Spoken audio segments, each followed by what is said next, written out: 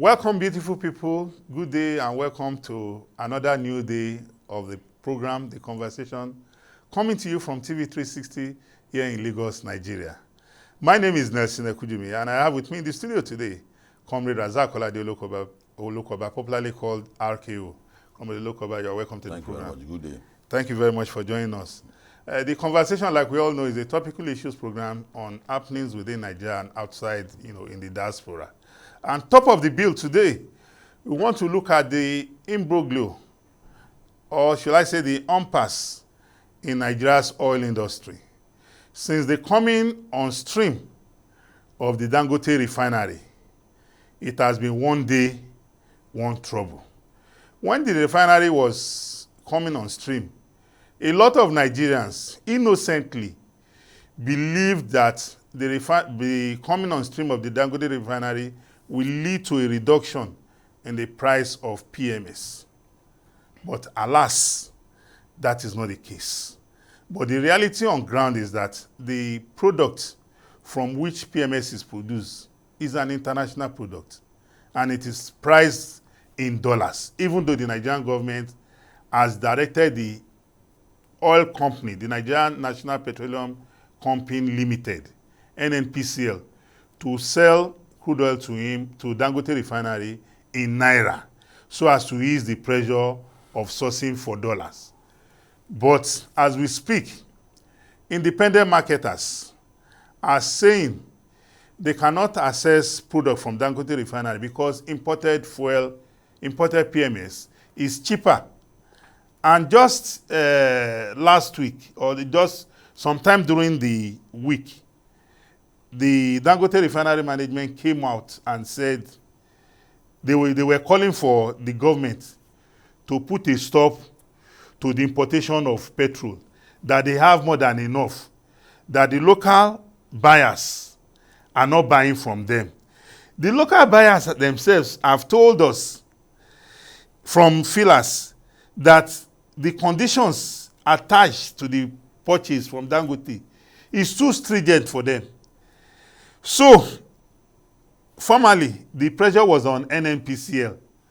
But today, and thank God for the independent petroleum marketers and Petran, they are the ones who have made Dangote refinery to come out publicly for the first time and tell us that sale of PMS to cargoes, to vessels, is now 170, is it 71 or 75 naira per liter? Yeah. To trucks is now 190 naira per liter.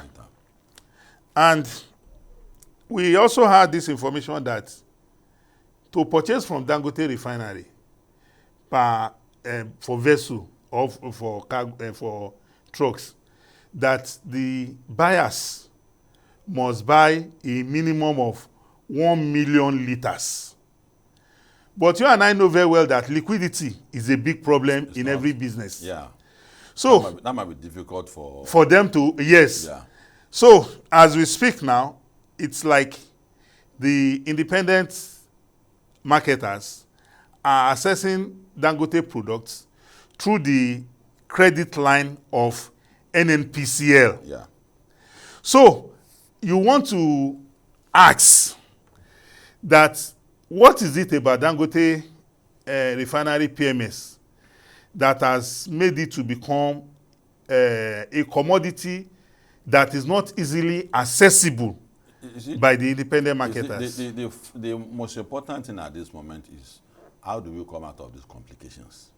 Okay. If you look at how Dangote came on board, it is truly with where did he get the money from? The equity contribution from the government is there. How do we explain it? You see, oil and gas business has a lot of challenge. Even the terrain is more dangerous than the hard drugs. Are you re-echoing Alhaji Aliko Dangote? Yeah, we said it before he said so. Maybe pick it from us. Okay. I've said several times on television that you should be very, very careful the terrain is going into. It's different from noodles, sugar, and salt. Or rice. That the terrain is a very, very, very slippery and very, very dangerous. You know very well that beneficiaries from the excesses, from the challenges we have in Nigeria, The challenge we have that people are benefiting from it. Of course. Some of them are in government. Yeah. Some of them Some are outside government. previous regular businessmen like you. And the crime there has been internationalized to such an extent that since 1985, it's been difficult to repair just 4 refineries in Nigeria. So these are the kind of people just one individual wanted to combat. So as Nigerians, let's just direct our government away from this crisis. Let's lead them out of this crisis. Which comes to the point that mega institutions, nice, it came on board. But we must give both government, NNPs and Dangote a soft landing by ensuring that we have more and more and more, urgently, more refineries. Otherwise, the way Dangote is doing back and forth, this is our production time. It's losing production time. And the cash flow projection is being affected now. Maybe he took money somewhere, maybe he borrowed somewhere. So his cash flow projection is failing already. So I just pray and wish that he may not run into some level of financial crisis to such an extent that he may go bankrupt. And people have projected that between the first 3 years, if Dangote did not have a breakthrough or break even, there's going to be a problem for us. So for us as a people, we know very well that as long as we keep importing fuel and as long as we have sole producer in Dangote, prices of commodity of oil petrol will continue to go up. So we need to first encourage the government immediately, and for also government Dangote to also be ready to be willing to welcome more people on board. There must be more refineries. That's the way out, because all these crises that is facing, there are people who have 10 trucks. They don't have this kind of money. But if there are states that are going to refineries, if there are upcoming businessmen like me and you who can have their smaller modular refineries across the country, the challenge of a mega institution like Dangote will be relieved. He will only be servicing mega customers to export and do all sorts of things. But for him to be the one to supply a petrol station that is selling about 30,000 litres in a day, and also those ones have even formed an association. You know, for me, I think this association. That's what I'm saying, that this different levels of engagement is what is adding to the prices of the commodity. You see, for me, looking at the old scenario, I read something this morning from one of the online blogs where it was reported that Dangote he had a meeting with Mr. President and he was asking for subsidy. He was also asking Mr. President to direct NNPC not to import fuel again, but to buy from him. And they said from that report, Mr. President told him point blank, no, we will not stop. I cannot direct them from importing fuel.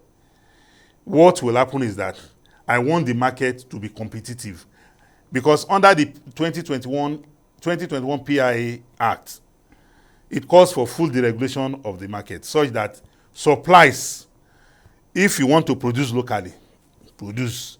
If you want to import, import. The competition will be there. As much as we want the local refiners to be in business, it must also take into consideration the socioeconomic reality. For example, the independent marketers, we have major marketers. The major marketers are not complaining because they have the liquidity. You are talking of Oando, 11 PLC, yes, Mobile, Corn Oil and Total. Yeah. So those ones can purchase bulk. But this small Razak Olokoba Petroleum, Nestle Kujumi Petroleum, that I have just one petrol station, I want to purchase just 33,000 liters. Even these our independent marketers are even complaining already that the consumption, the purchase has gone down. People are no longer buying fuel the way they buy again because of the cost. So I expect that if Dangote Refinery is really sincere, because I've seen a lot of statements coming from him that shows that there's more to it than meets the eye. For example, in one of their press release, he was saying the Dangote refinery said the regulator, that's the Nigerian midstream and downstream petroleum regulatory authority, that they don't even have a laboratory to test petroleum product, that the petroleum there are the PMS being imported is substandard. In response to what they said. So I'm like, how can you be blackmailing the regulator like that? There must be a protective regulation, because Dangote, to some extent, we won't blame, is a businessman, and the recurring decimal is profit. But to Nigerians, we will blame him, because we want is cheaper product. Yes. And that is why there must be two levels of legislation. One, a legislation that must encourage local production to satisfy smaller buyers. No, like that is in the PIA. No, they get it right though. The PIA, just like landlord and tenant association, the law protects the tenant more than the landlord. Tenant will go to court and live in your house free for 10 years. No. No law says that. No. I'm talking about postponement. There's no quick judgment. You want instant judgment? No, you can't run this. Life is about process. Life is about process. See, house is business. It's business. But you as a landlord, you collect your rent, your money after retirement. I run police station. I run petrol station. You buy petrol from me and you pay. Then I'm living in your house. I refuse to pay. You give me quick notice for 4 months. On the 5th month, I go to court, and I've lived in your house for under 2 years. You under the law. 9 out of 10. Wait, 9 out of 10 of those people that live in those houses for 3 years eventually go away without paying the landlord. And it's part of the legislation. No, if you want to live in someone's house, if you want to live in someone's house, if you don't have money, it's like a product. If you don't have money, you need to leave. Wait, Olokoba, please. Did you get the point? Olokoba, please. It's a moral issue, and that is what is giving increase to how people are converting commercial thing to private business issue. Please, wait, hold on a minute, please. We are on national television. Yeah. I'll tell you for free. I know about the tenancy law. I know it. Yes. The tenancy law says till the day you leave that house, that you are moving out with your property. Even hold on now. Even quick notice should be paid. Hold on now. Hold on. Under the law, if you live in my house and we're in court for 3 years, the law does not say for that 3 years you should not pay rent. I agree with you.